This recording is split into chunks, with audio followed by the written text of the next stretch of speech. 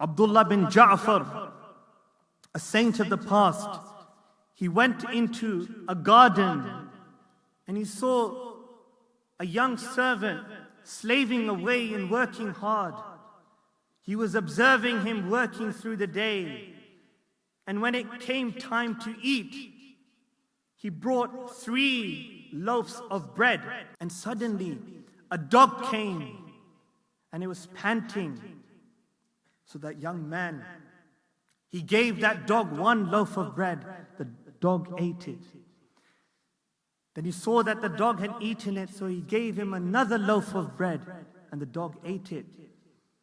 And then when the dog demanded 1 more, the young man did not think twice, and he gave it away. And Sayyidina Abdullah bin Ja'far, he went up to the young man and said, "Oh dear boy, how much do you eat in a day?" The young man said, "I eat 3 loaves of bread." And Sayyidina Abdullah bin Ja'far says, "But you have given it away, now what will you do?" He said, "No problem, I will remain hungry." "Why did you do this?" The young man said, "I could not think to be full while the dog remained hungry. I knew this dog had traveled from far because there are no dogs in this area. So I felt sorry for this dog and I gave him all my food for the day." Sayyidina Abdullah bin Ja'far, in a spur of generosity, he bought that garden and he gifted it to that young servant. But look at his istiqamah, his steadfastness.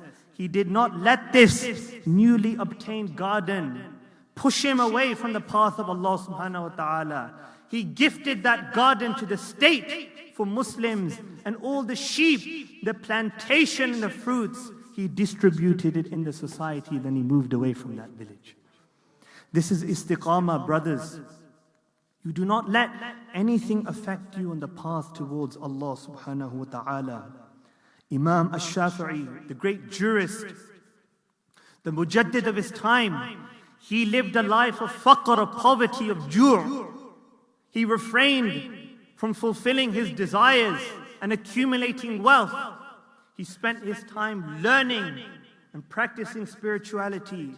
When it was the time of Eid, he had nothing in his pockets. So his family sent, "Oh Imam, you have some good friends. Why don't you borrow some dinar?" Imam Shafi'i would not have borrowed anything. But because his family insisted, he borrowed 90 gold coins, dinar, from his friends. And he kept 20 dinar for himself, for his family. And he gave the rest of the 70 away to friends and those in need.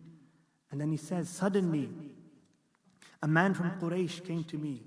"Oh Imam, this is the day of Eid, I have nothing." So Imam al Shafi did not think twice. The 20 dinar that he had kept for his family, he did not think twice and he gave it away. But those who are generous, Allah subhanahu wa ta'ala, He assists them. And He gives them from the unseen, from the ghaib. Another saint of the area, Sayyidina Ja'far bin Yahya, he sent his messenger to Imam Shafi'i at night. Imam Shafi'i opens the door. The messenger says, "My Shaykh is demanding that you please come to his home." Imam Shafi'i goes to his home and says, "Yes." Sayyidina Ja'far bin Yahya says, "I was sleeping and in my dream I heard the word Ash-Shafi'i, Ash-Shafi'i, Ash-Shafi'i. Oh Imam, please tell me what has happened." Imam Shafi'i told Shaykh Ja'far bin Yahya the whole story. At that moment, Sayyidina Ja'far bin Yahya, he went into his house. He pulled up 500 dinar and gifted it to Imam Shafi'i. Then he went back and he gifted him another 500 dinar until he had given Sayyidina Imam Shafi'i 2,000 dinar gold coins in compensation. Imam Shafi'i had given up 90 dinar for the sake of Allah. Allah subhanahu wa ta'ala, knowing Imam Shafi'i's family needed it, he did not need it. For giving 90, He rewarded him with 2,000 gold dinar. This is the result, and this is the response of istiqamah. And we end here. The greatest sacrifice, the greatest act of generosity, The greatest act of compassion for brothers is what? Once a mosque in Egypt was burnt in the old times. So the Caliph investigated the matter, and it turned out that some of the boys of the area, they accused a Christian in a hotel nearby. And then they attacked that hotel, that lodge, and it killed the innocent Christians. And so rather than investigating the cause of the burning of the mosque, the Caliph, he turned towards those boys.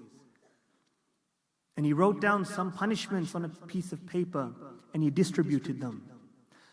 Among the punishments were death, mutilation, and flogging. And he said, you boys must pick out one of the punishments. So it turned out some of the boys, they received death penalties, some mutilation and some flogging. Among those boys was one person who had a mother who loved him very much. When he picked up his punishment, it turned out to be death. And one of his other brothers, when they saw this, he looked at his own piece of paper and it said flogging.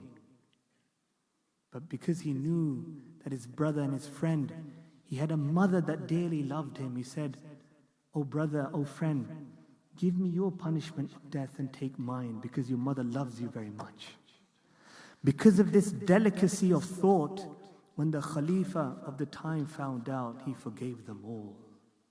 Respected brothers, the greatest act of sacrifice is to give away what you desire the most. And for most, it is your life. Now in this day and age, it is not life as it is your time, your energy, your resources, your feelings, your thoughts. We have become so cold in our dealings, so harsh in our mannerisms, so selfish, self-oriented. The path of Futuwwa is to think of others before you think of yourself. Their gain is your gain, their loss is your loss.